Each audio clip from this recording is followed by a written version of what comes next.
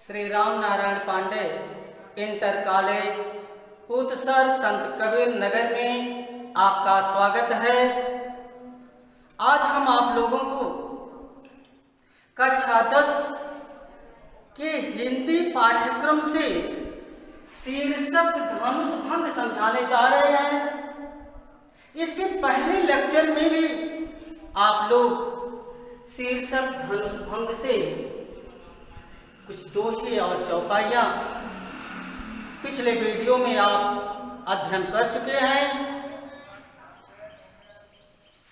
संदर्भ देखिए, प्रस्तुत पद्यांश हमारी पाठ्य पुस्तक हिंदी काव्य की शीर्षक धनुष भंग से उद्धृत है।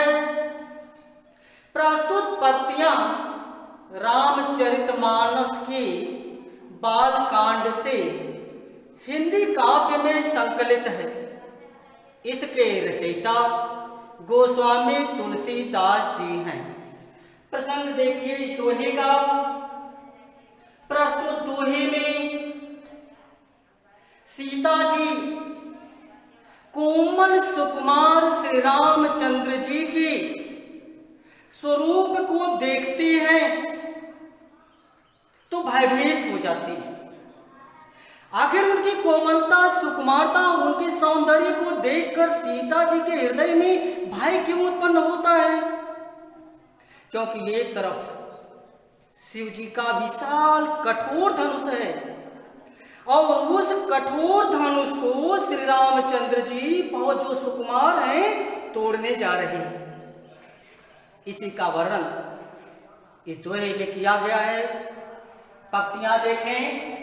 देख देख रघुवीर तन सुर मानव धर धीर भरे बिलोचन प्रेम जल फूल कावली शरीर।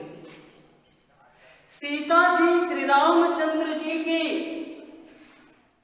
कोमल शरीर को देखकर और शिव जी के विशाल धनुष का स्मरण करके भयभीत हो गई। देवताओं से विनती करने लगी। हृदय में धैर्य धारण कर अपने इष्ट देवताओं से विनती करने लगी, प्रार्थना करने लगी। भरे बिलोचन प्रेम जल पुल कावली से। सीता जी जब श्री रामचंद्र जी की मनोहर रूप को देखी तो उनके हृदय में प्रेम जागृत हो गई। उनकी शरीर रोमांचित हो गई। पुलकावली शब्द का अर्थ होता है रोमांचित होना। यह हृदय के अंदर एक ऐसी मनोदशा है जिसे रोमांच कहते हैं। श्री रामचंद्र जी के सुंदर स्वरूप को देखकर सीता जी रोमांचित हो गई और उनके नेत्रों में प्रेमांसु निकलने लगे। आइए ले चलते हैं हम आपको चौपाई की ओर। गोस्वामी तुलसीदास जी रामचरितमानस के बाल कांड में लिखते हैं, जो पंक्तियां कक्षा 10 के पाठ्यक्रम में धनुष भंग नामक शीर्षक में संकलित है। नीकी निरख नयन भर शोभा, नीके निरख नयन भर शोभा, पितुपन सुमिर बहुर मन क्षोभा। आह तात दारुण हठ ठानी, समझत नहीं कछ लाभ नहानी। नीकी निरख, निरख शब्द का अर्थ होता है देखना। नीके शब्द का अर्थ होता है अच्छी प्रकार से। नयन भर शोभा, पितुपन सुमिर बहुत मन क्षोभा। सुमिर शब्द का अर्थ होता है स्मरण करके। क्षोभा, क्षोभ शब्द का अर्थ होता है दुख। सीता जी श्री राम को अच्छी प्रकार से देखें और देखने के बाद उनकी कोमलता, सुकुमारता को देखने के बाद जब शिव जी के विशाल धनुष को स्मरण की तो उन्हें अपने पिताजी के द्वारा कठोर प्रतिज्ञा याद आ गई। जनक जी ने प्रतिज्ञा किया था कि जो शिव जी के विशाल धनुष को तोड़ेगा उन्हीं के साथ पुत्री सीता का विवाह। इधर सीता जी श्री राम के कोमल रूप को देखती हैं, उनकी सुकुमारता को देखती हैं, शिव जी के विशाल धनुष को देखती हैं, उनकी कठोरता को देखती हैं। तो पिताजी की कठोर प्रतिज्ञा को जब स्मरण करती हैं तो उनके हृदय में अत्यधिक दुख उत्पन्न होता है। आय तात दारुण हठ ठानी, समझत नहीं कछु लाग नहानी। अत्यधिक दुखी होकर अपने मन में विचार करते हैं कि हमारे पिताजी लाभ हान का कोई विचार नहीं किए और इतनी कठोर प्रतिज्ञा कर। सचिव सभय से दे न कोई, बोध समाज बड़े अनुचित हुई। सीता जी मन में विचार करते हैं, इस बुद्धिमानों के समाज में, बुद्धिजीवियों के समाज में कोई भी मंत्री जा करके महाराज को नहीं समझाता है। कह धनु पुलिसों चार कठोरा, कह श्यामल मृदुगात किशोरा। गात शब्द का अर्थ होता है शरीर, मृदु शब्द का अर्थ यहाँ कोमलता से है। सीता जी कहते हैं कि बुद्धिमानों के समाज में कोई भी जाकर के महाराज जनक जी से ये नहीं कहता कि धनुष अत्यधिक कठोर है और श्री राम अत्यधिक कोमल है। कहे धन पुलिसों, देखिए पुलिसों शब्द का अर्थ होता है वज्र। कहे धन पुलिसों चार कठोरा, कहा धनुष वज्र के समान कठोर है और कौन श्यामल मृदुगात किशोरा, कहा श्री राम कोमल सुकुमार है। विधि के भांति धरो और धीरा, सीरा सुमन कन बेधी हीरा। सीता जी कहती है कि विधि, विधि शब्द का अर्थ होता है ब्रह्मा जी। हे ब्रह्मा जी, हृदय में धारण किस प्रकार, धैर्य धारण किस प्रकार करें। सीरस सुमन कन बेधी हीरा, सीरस बहुत ही कोमल पुष्प का नाम है, हीरा बहुत ही कठोर होता है।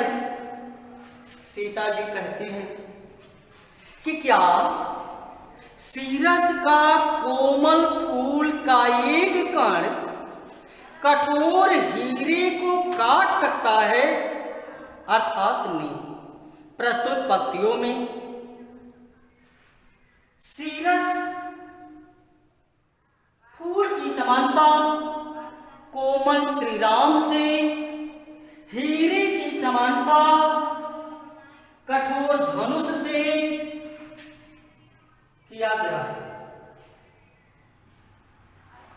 सकल सभा के मति भय भोरी, अब मोई शंभु चाप गति तोरी।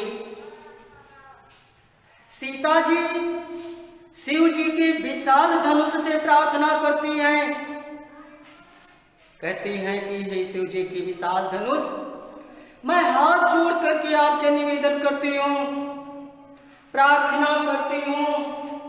अब तो सकल सभा के मत भय भोरी, अब यहाँ जितने लोग इस सभा में बैठे हैं उनकी बुद्धि नष्ट हो गई, क्योंकि कोई भी जाकर के महाराज को नहीं समझा रहा। इसलिए हे शिव जी की विशाल धनुष, अब आपसे मैं निवेदन करती हूँ, प्रार्थना करती हूँ कि निज जड़ता लोकन पर डाली, कोई हरि रघुपति निहारी। हे शिव जी की विशाल धनुष, मैं आपसे बार बार निवेदन करती हूँ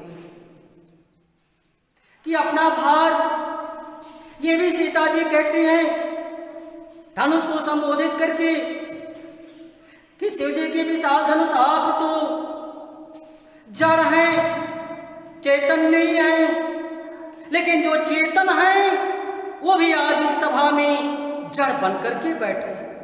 इसलिए अपनी जड़ता, अपना भार सभा के लोगों के ऊपर डाल दीजिए और क्या कीजिए। निचली पंक्ति में गोस्वामी तुलसीदास जी लिखते हैं कि यदि परिताप सिय मन माही लव निमेष जुग सह समझाही। सीता जी कहती है कि हे शिव जी की विशाल धनुष, आप अपनी जड़ता को, अपने भार को लोगों के ऊपर डालिए। किस प्रकार डालिए? हरु रघुपति ही निहारी, हरु हल्का हो जाइए, भार दूसरों के ऊपर डाल दीजिए। कोमल सुकुमार सौंदर्य युक्त श्री राम को देख करके हल्का हो जाए, जिससे वह आपको बड़ी सरलता के साथ भंग कर सके, तोड़ सके। गोस्वामी तुलसीदास जी कहते हैं कि यति प्रताप सिय मन माही लव निमेष जुग सय समझाही। सीता जी इतनी व्याकुल थी, इतनी दुखी थी।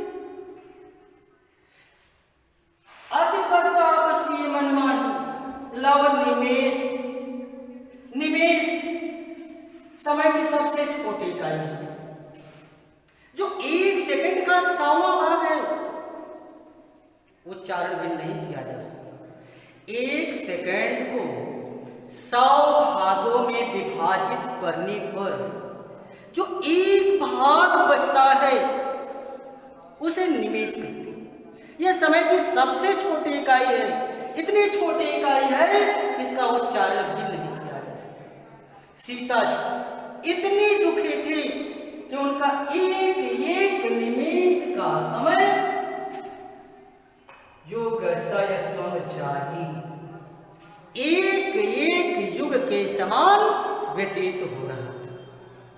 आज के लिए बस इतना ही। धन्यवाद।